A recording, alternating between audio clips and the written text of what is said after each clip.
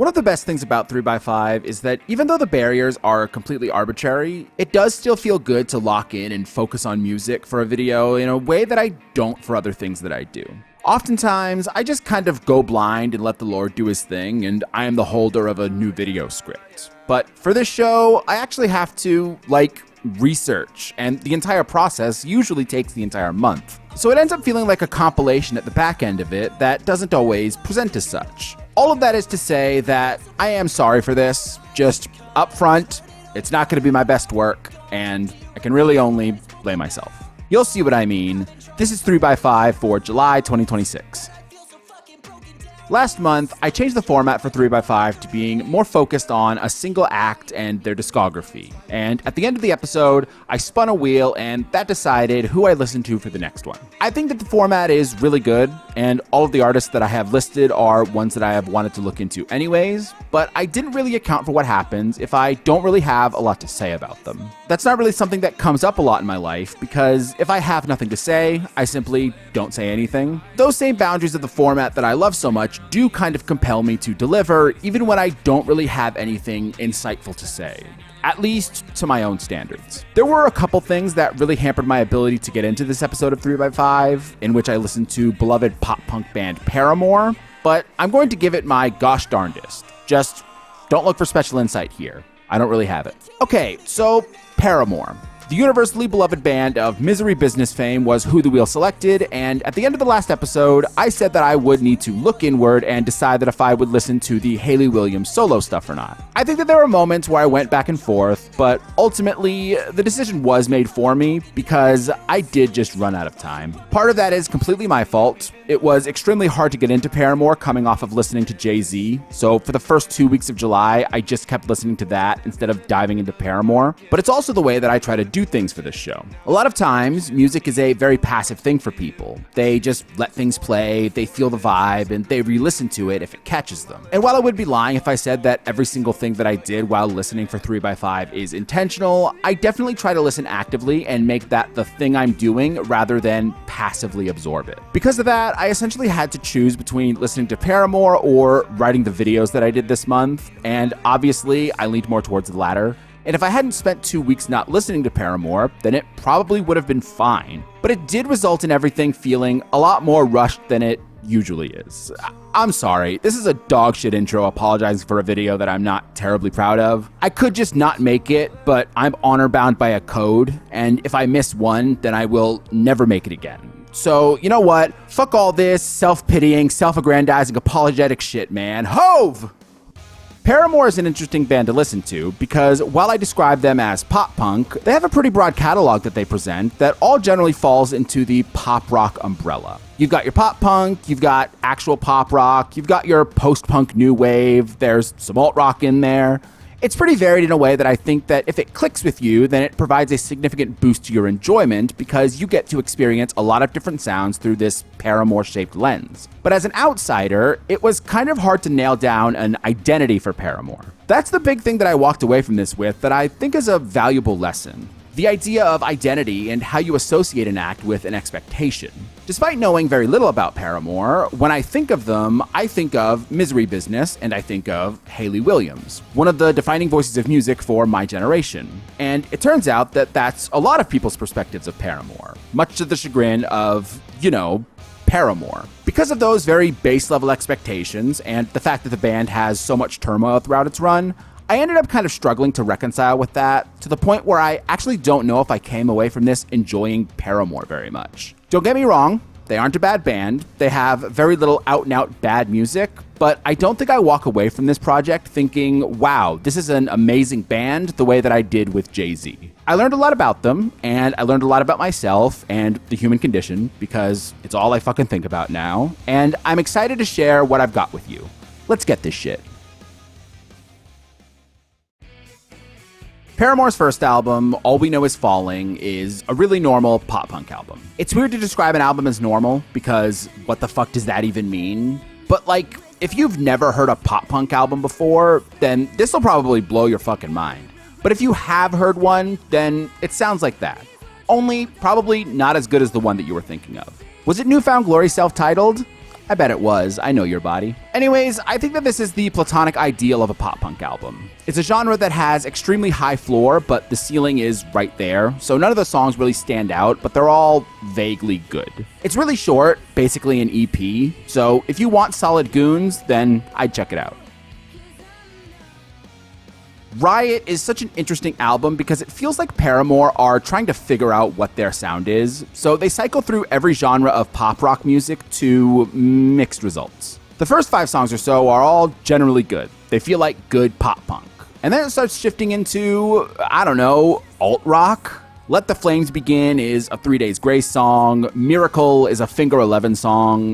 The only thing that differentiates these songs from those bands is how Hayley Williams sings, but I just look at the entire vibe of the music, and it's being held back from that because I can't fathom a woman anywhere near 3 Days Grace music. I know that women do listen to 3 Days Grace, but like, if 3 Days Grace music was a person instead of music, then they're an incel, and we need to deal with them. I think that the highs of Riot are great. For a pessimist, I'm pretty optimistic, and that's what you get, feel like quintessential pop punk, but the groove and flow that Hayley Williams gives really blooms in Misery Business, and you can feel that throughout the highs of the album. But so much of the middle of the album is genuinely an unmemorable slog, so it averages out to, like, pretty good.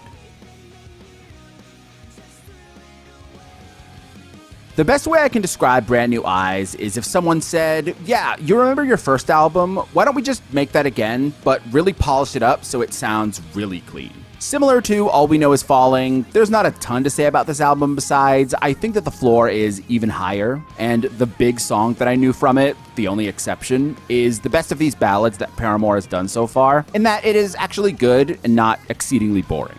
I'm going to deviate a little bit here, but I promise it is relevant for the whole story of Paramore.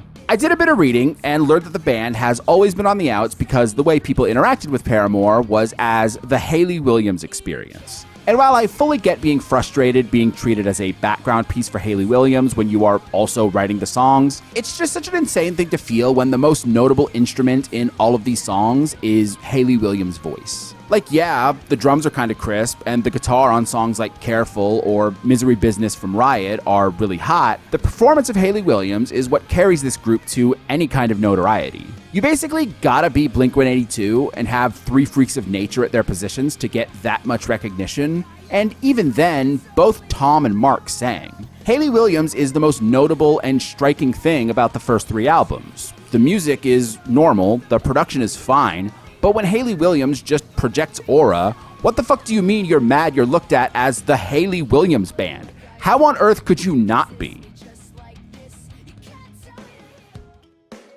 Okay, so all that shit I said about Brand New Eyes, about how this is the Hayley Williams band, let's walk that one back just a smidge. The self-titled album from 2013 is, it's clearly the Hayley Williams experience. The guitarist and the drummer from the first 3 albums are both gone, and the sound of the album is completely different, leaning much closer to pop rock than pop punk.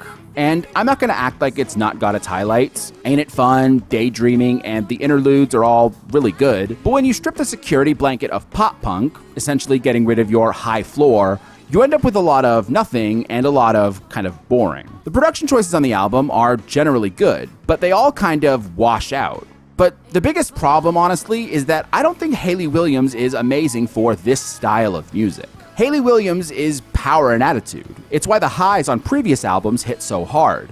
But it feels like she struggles to find a pocket in this album, which is crazy because it's so fucking long at over an hour. What on earth were they thinking? Yeah, Paramore self-titled feels really ironic because this just doesn't sound like what Paramore should sound like to me. Obviously, I'm not really an authority on that, but hearing this after Brand New Eyes was really doing a number on me.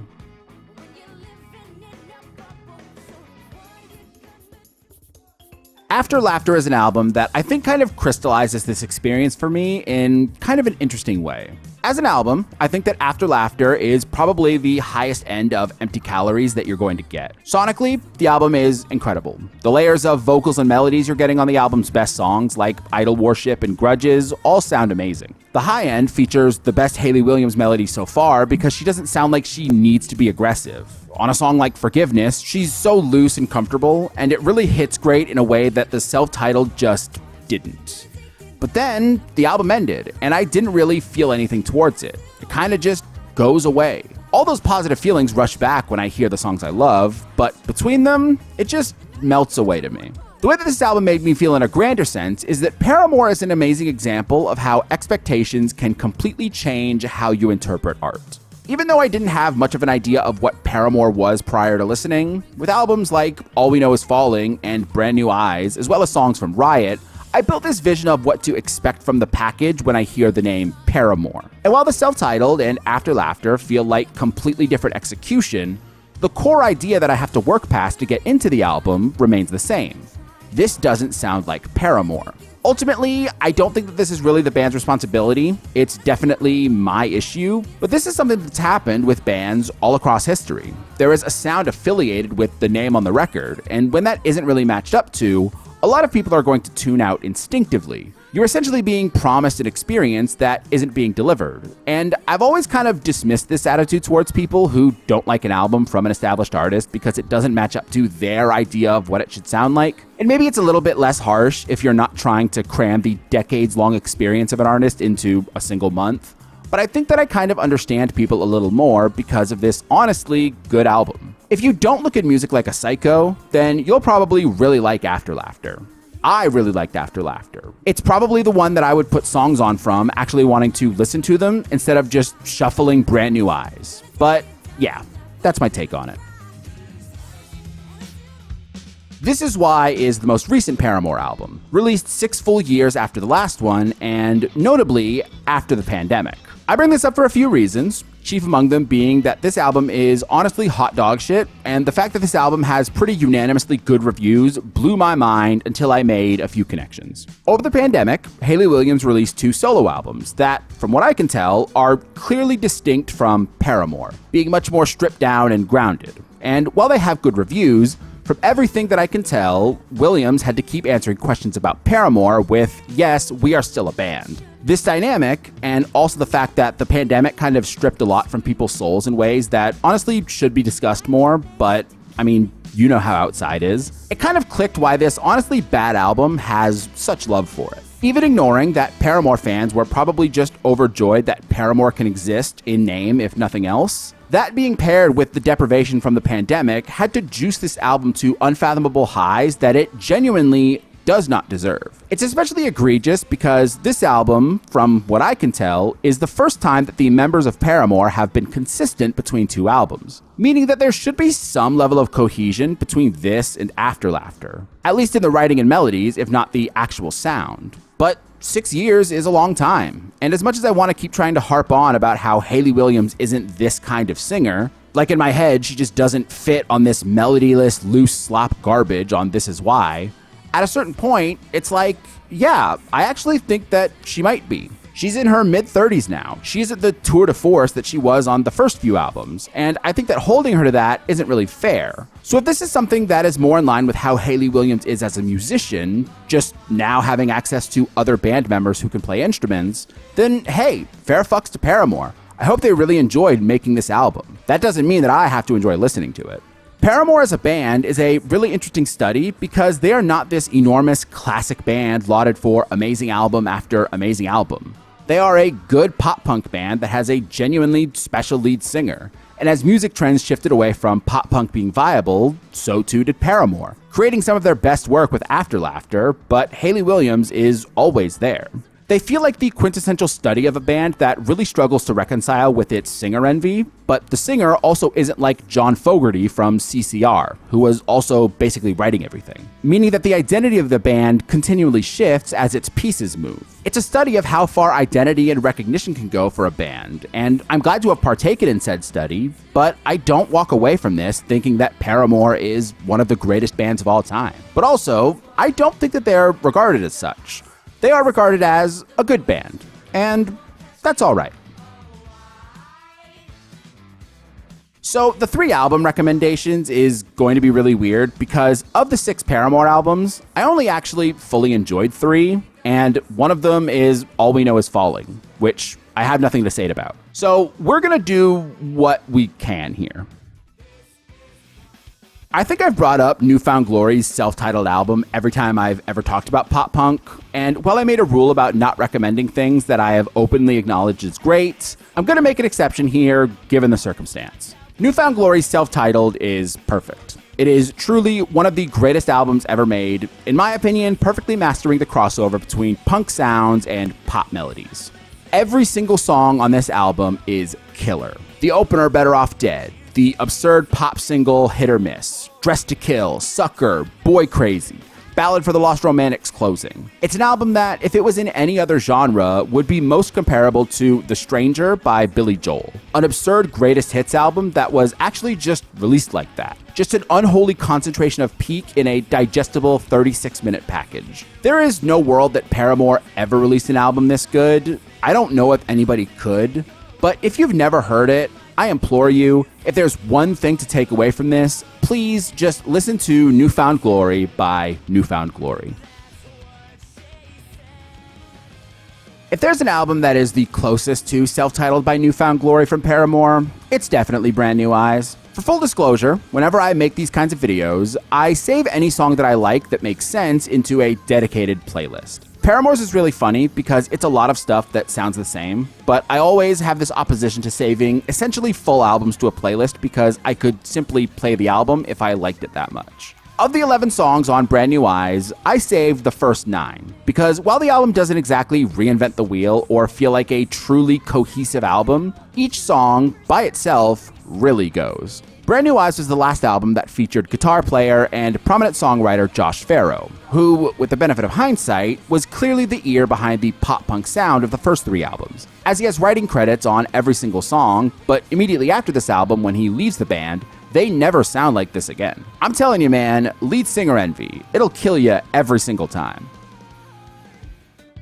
After Laughter is the clear standout for Paramore when it comes to individual albums with no baggage of listening to them for ages. Which sounds like a lot of qualifiers, but I get it. Early in the month, I asked the Slop Trough what was generally considered Paramore's best album, and got an answer from Mew, or however you pronounce their name, who actually originally suggested Paramore, so shouts out to them. Mew said that there isn't really a clear-cut answer, and after listening more, it does completely track. If you are really into Brand New Eyes or Riot, then an album like After Laughter is going to sit on you really poorly as a very produced, polished, new wave synth pop album. Without any of that shit though, After Laughter rules. I said in the initial review that the album is empty calories, that you kind of just forget the songs when they happen, but while they're going, they're good.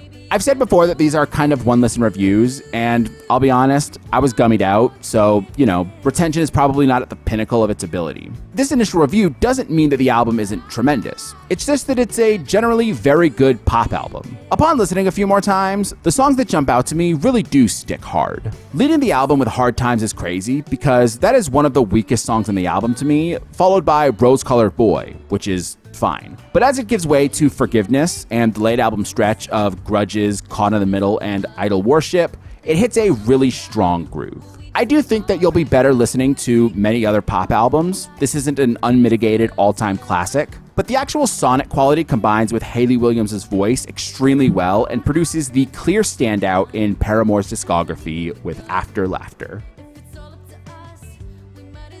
The song recommendations are the most complicated because Paramore's great songs are pretty scattered because while I saved most of the songs on Brand New Eyes, the style of music just contributes so heavily to them all being generally good, but none exceptional. So there isn't a major difference between a careful or a feeling sorry. They're clearly different songs, but in terms of quality, what sets them apart is pretty negligible. Still, I have 5 songs that I think can really resonate well if you're into that sort of thing.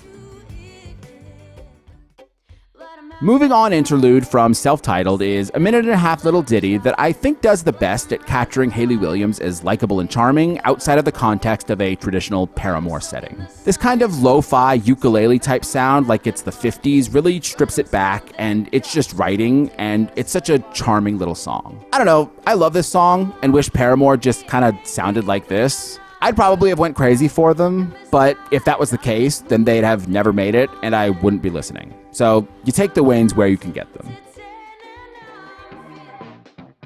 Idol Warship from After Laughter is the best song that has Paramore's name attached to it, and it's honestly one of the best songs I've ever heard. Every single thing about it, the melodies in the verses, the bass line, the little la-la-las before the chorus, the actual fucking chorus, it's all such a blast. If you have this song in your headphones and you're walking down the street, if you aren't skipping down the road like Dorothy from The Wizard of Oz to the chorus of the song, you have zero joy or love in your heart. It's this song that makes me feel like this project was worth it, because there's no world where I hear this album track from After Laughter without doing a deep dive into Paramore.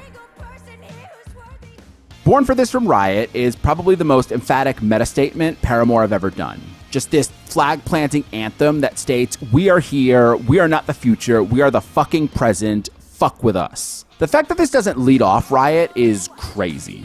Imagine if Anthem Part 2 didn't lead Take Off Your Pants and Jacket, but instead was buried right at the very end. Honestly insane. No wonder Riot is such a weird listen. You have the tone setter at the end. Okay, so the reason I didn't mention Born for This not leading Riot in the review is twofold. I knew I was going to talk about it here because it's one of the best songs that they have, but the other reason is that the actual album intro is also really good. While it doesn't have the same anthemic quality to it, For a Pessimist, I'm Pretty Optimistic does have that kind of Blink-182 bing-bong guitar bounce to it that just feels like the start of something. One of these days, I'm going to have to fucking learn music theory, because the fact that I can't describe it other than the Blink-182 bing-bong pisses me off to no end. I promise, Riot is not this good, but Born for This and For a Pessimist, I'm Pretty Optimistic do legitimately go hard. Of the big singles off of Paramore albums that I've heard over the years, my favorite of them is Ain't It Fun from Self-Titled. This is probably the best cross-section of melody, attitude, and engaging from Hayley Williams that she's reached in the Paramore run, to the point that I don't think it feels out of place on basically any of the albums. That little plonking xylophone or whatever at the beginning would feel right at home on After Laughter. The writing would fit on Riot or Brand New Eyes. But the subject matter, about how high Paramore went only to be rocked by the departure of major members, feels so distinctly self-titled. It's probably the best all-around Paramore song in how it feels distinctly like their story, no matter how much they changes. It remains engaging and incredible for its entire 5-minute runtime. Every new bit they do feels so fucking good to me. That Don't Go Crying to Your Mama bridge, the claps they start adding, the layers of vocals, it's just a fucking blast from start to finish. If there's one Paramore song to listen to for the rest of your life, then I think that it has to be Ain't It Fun. All told, I'm glad I listened to Paramore. I feel like I learned a lot about them and myself and could take those lessons into the next month. But now, it's time to determine who we're listening to. Before spinning the wheel, remember, if you're interested, join the Slop Trough. You can hang out with us and give suggestions, shout out Mew for this one, and potentially be the inspiration for a future video. When it comes to the wheel, I've added a couple names since last month. You can see them on the side. So now, without further explanation, let's give it a spin. Who are we listening to in the month of August?